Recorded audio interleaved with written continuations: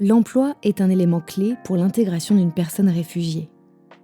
Outre la garantie d'une autonomie financière, travailler permet de contribuer à la société, d'améliorer son français ou encore de nouer des amitiés.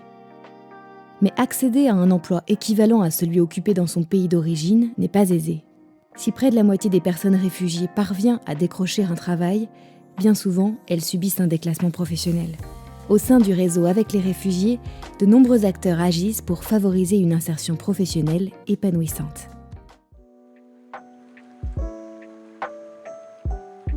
De l'emploi à l'autonomie.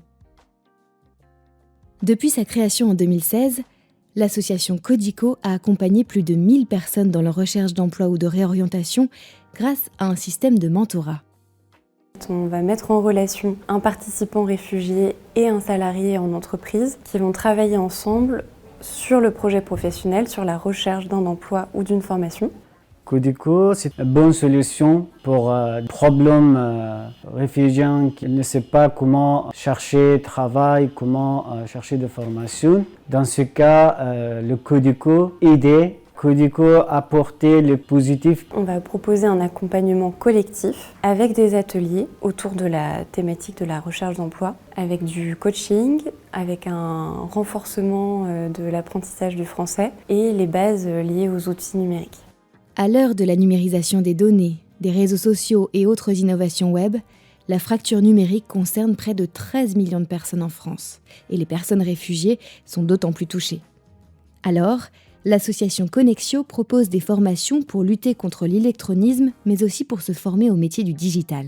Utiliser un ordinateur, c'est indispensable pour trouver un emploi, que ce soit pour savoir sur quel site de recherche je vais aller chercher un emploi et pour aussi réaliser une lettre de motivation, réaliser un CV qui soit attrayant. L'outil informatique est indispensable et c'est pour ça qu'on a vocation, nous, à permettre à tout type de public de s'insérer socio-professionnellement via le numérique. Chez Connexio, on a différents types de programmes. On a d'abord les programmes certifiants, donc au métier de développeur web et de technicien supérieur système et réseau, et des programmes solidaires, donc digital, pour apprendre à utiliser un ordinateur dans sa globalité, et DigiStart pour s'initier au développement web.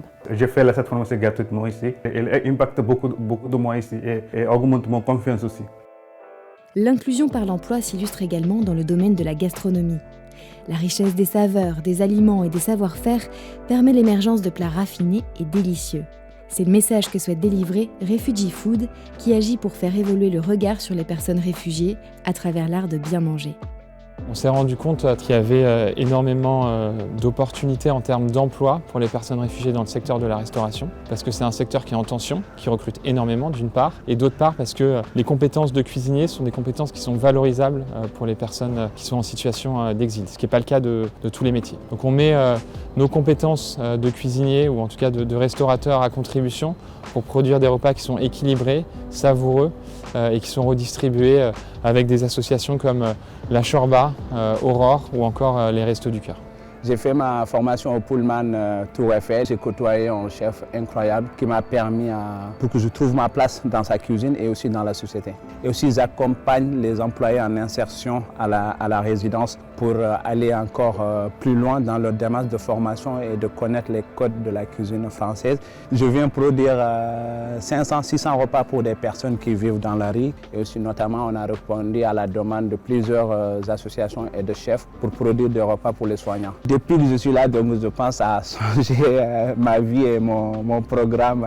La cuisine, moi j'avais beaucoup de mal parce que là où je viens, ce n'est pas les hommes qui cuisinent et c'est mal vu dans ma famille que les hommes ils cuisinent, mais quand même j'ai réussi à convaincre ma mère.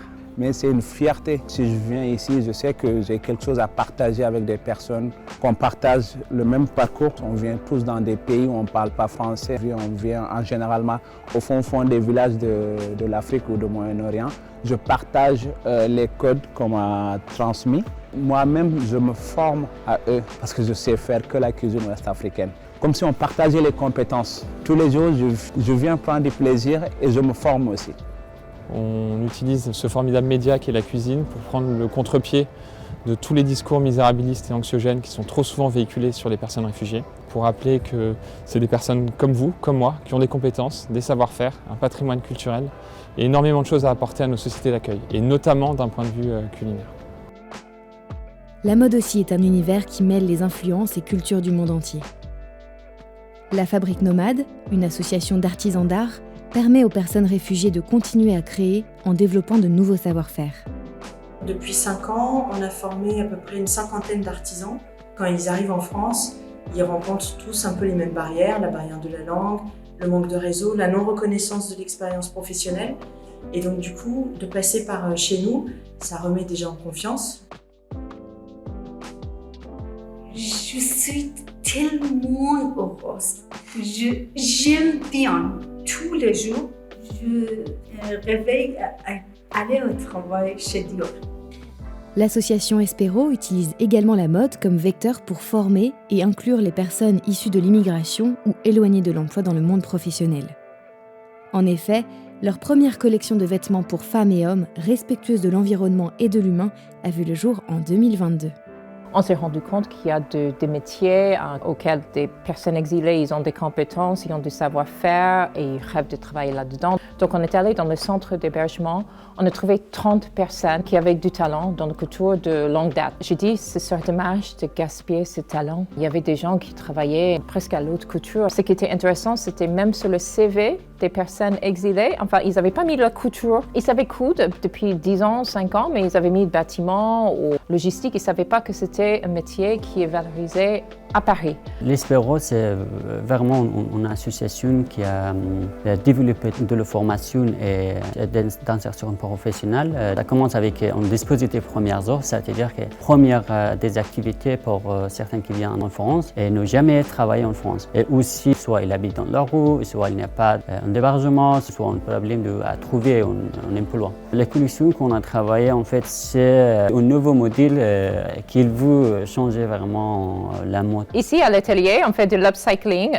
Donc, on revalorise les tissus qui nous ont été offerts par les grandes maisons de luxe. C'est le fin de série pour faire une collection pour montrer le savoir-faire des personnes exilées. En France, on est à Paris, la capitale de la mode. On a besoin de ce savoir-faire, ce talent.